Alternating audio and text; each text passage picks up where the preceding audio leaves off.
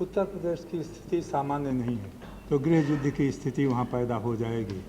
अमर सिंह हो चाहे मुलायम सिंह हो चाहे अखिलेश जी हो, इनके न केवल इनके बारे में, इनके माँ बाप के बारे में, इनके परिवार के बारे में, इनके समर्थकों के बारे में जिस भाषा का प्रयोग वहाँ के मुख्यमंत्री कर रही हैं, मुझे आश्चर्य होता है कि मुलायम सिंह कुछ बहुत भले आदमी नहीं है इस मामले में, वो भी कर सकते हैं, लेकिन इन्होंने जिस संयम का परिचय दिया है इस समय और इनके साथियों ने, उसके लिए उनको बधाई दिए बिना मैं नहीं रह सकता।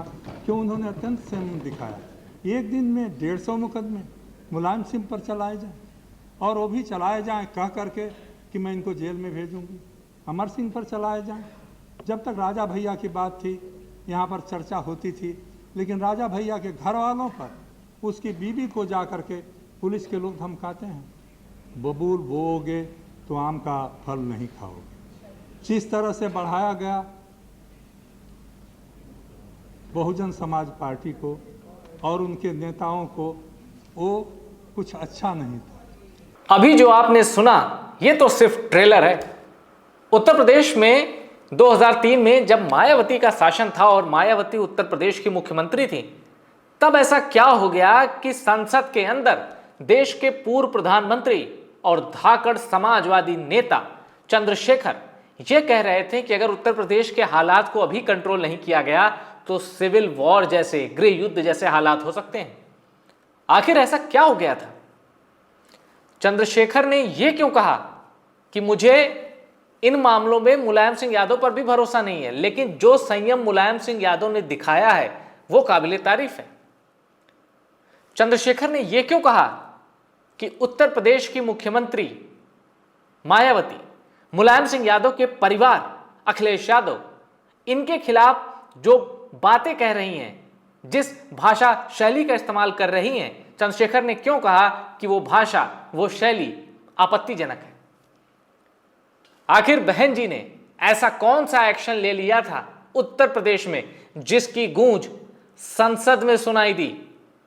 और आप सोचिए, चंद्रशेखर भारत के पूर्व प्रधानमंत्री, इब्राहिम पट्टी में जिनका जन्म हुआ था, राजपूत परिवार से आते थे, बलिया से उनका ताल्लुक था, लेकिन समाजवाद की जो राजनीति उन्होंने की उसकी मिसाल नहीं मिलती।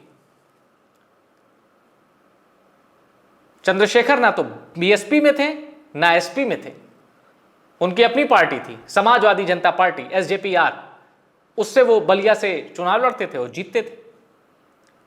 आखिर चंद्रशेखर को तटस्थ होकर भी मुलायम सिंह यादव का पक्ष क्यों लेना पड़ा?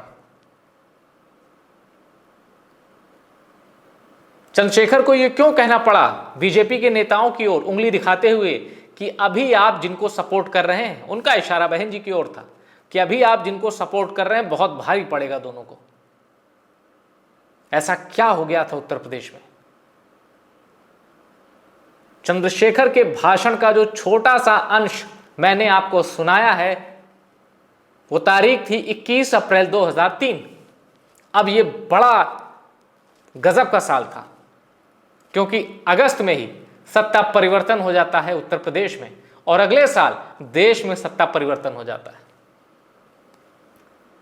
इतने महत्वपूर्ण सत्ता परिवर्तन से पहले आखिर उत्तर प्रदेश में कैसी हलचल थी?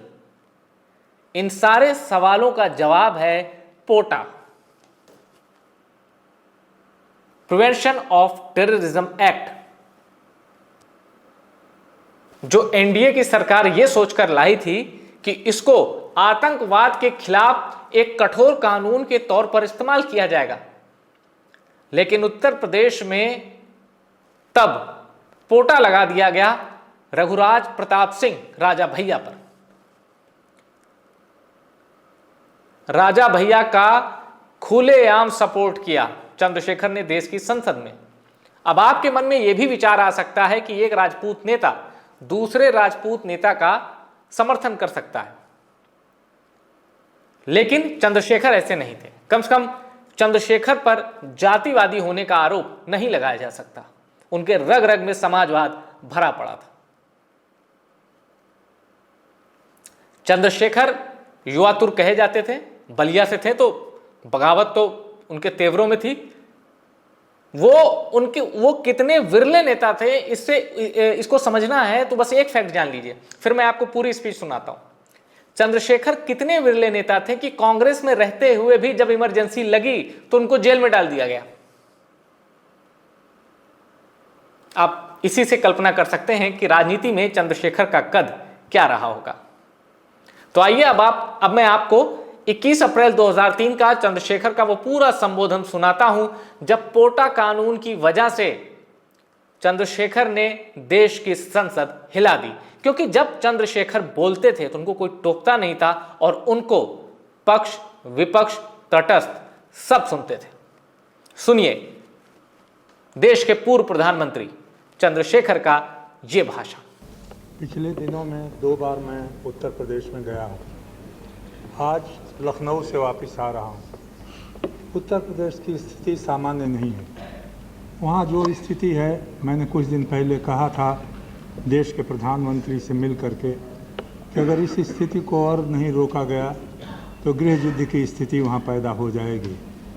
मैं नहीं कहता दोष किसका है, दोष किसका नहीं है, लेकिन वहाँ जिस प्रकार शासन चल रहा है और जिस प्रकार की भाषा का प्रयोग हो रहा है वो अत्यंत दुखद है और अत्यंत लज्जाजनक है।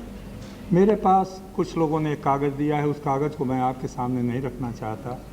एक बड़े सीनियर पुलिस अधिकारी ने 150 लोगों का नाम लिख करके कहा है कि सारे एसपी इन लोगों के ऊपर मुकदमा बनाएं और जो मुकदमा नहीं बनाएगा उसके खिलाफ कार्रवाई की जाएगी। ये क्या देश चलाने का रास्ता है? क्या है देश को बनाने का रास्ता है? जिस तरह के वक्तव्य दिए जाते हैं उसकी चर्चा मैं नहीं करूँगा। अमर सिंह हो, चाहे मुलायम सिंह हो, चाहे अखिलेश जी हो, इनके न केवल इनके बारे में, इनके माँ बाप के बारे में, इनके परिवार के बारे में, इनके समर्थकों के बारे में जिस भाषा का प्रयोग वहाँ के मुख्यमंत्री कर रही हैं, मैं नहीं जानता सांस्कृतिक राष्ट्रवाद चलाने वाले हमारे मित्र खुराना साहब और मल्होत्रा जी को उनका समर्थन कब तक प्राप्त रहेगा। मैंने उत्तर प्रदेश के भारतीय जनता पार्टी के नेताओं से बात की, कल भी की, इसके पहले केंद्र के नेताओं से बात की थी और सबने स्वीकार किया कि उत्तर प्रदेश की स्थिति ऐसी है कि अगर तुरंत कोई कदम नहीं उठाया गया तो हालत बिगड़ जाएगी। मुझे आश्चर्य होता है कि मुलायम सिंह कुछ बहुत भले आदमी नहीं है इस मामले में, वो भी कर सकते हैं, लेकिन इन्होंने जिस संयम का परिचय दिया है इस समय और इनके साथियों ने, उसके लिए उनको बधाई दिए बिना मैं नहीं रह सकता। क्यों उन्होंने अत्यंत संयम दिखाया। एक दिन में 150 मुकदमे मुलायम सिंह पर चलाए जाएँ और वो भी चलाए जाएँ कह करके कि मैं इनको जेल में भेजूँगी। अमर सिंह पर चलाए जाएँ। जब तक राजा भैया की बात थी यहाँ पर चर्चा होती थी, लेकिन राजा भैया के घर वालों पर, उसकी बीवी को जा कर के पुलिस के लोग धमकाते हैं, उसके जानवरों को जा कर के लोग मारते हैं।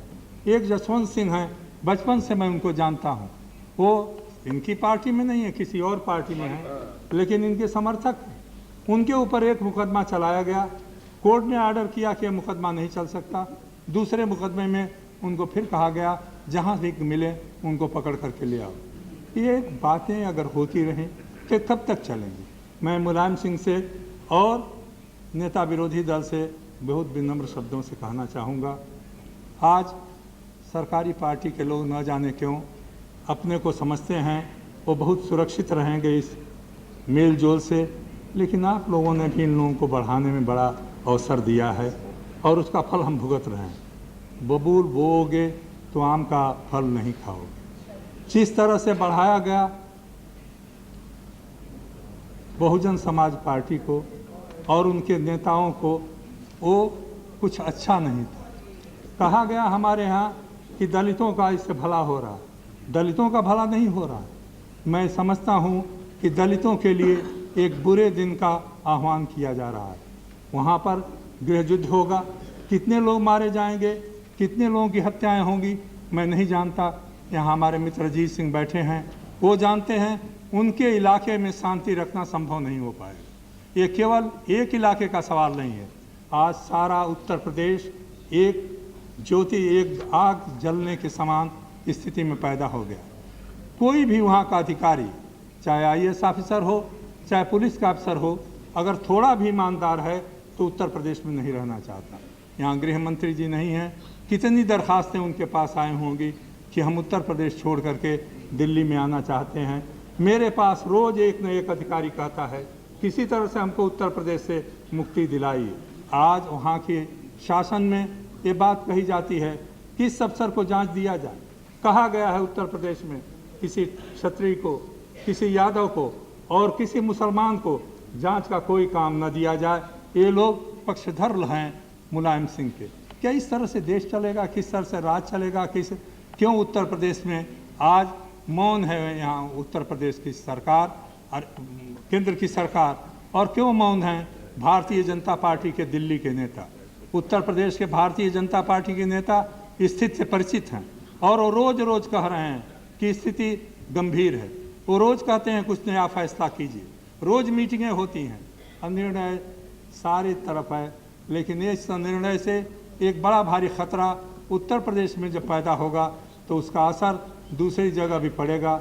और याद रखिए अध्यक्ष महोदय, आपके यहाँ भी ये भाषण दिया गया है कि सिंधे दलित नहीं हैं, अब सही दलित को वहाँ पर मुख्यमंत्री बनाया जाएगा। उसका मतलब क्या है, ये संकेत क्या है, इसके आप समझ सकते हैं। और इस तरह की अगर भाषा का प्रयोग किया गया तो इस देश में और कुछ हो सकता है, जनतंत्र नहीं चल सकता, शांति नहीं रहेगी और सभ्य समाज के लिए कोई स्थान नहीं रहेगा।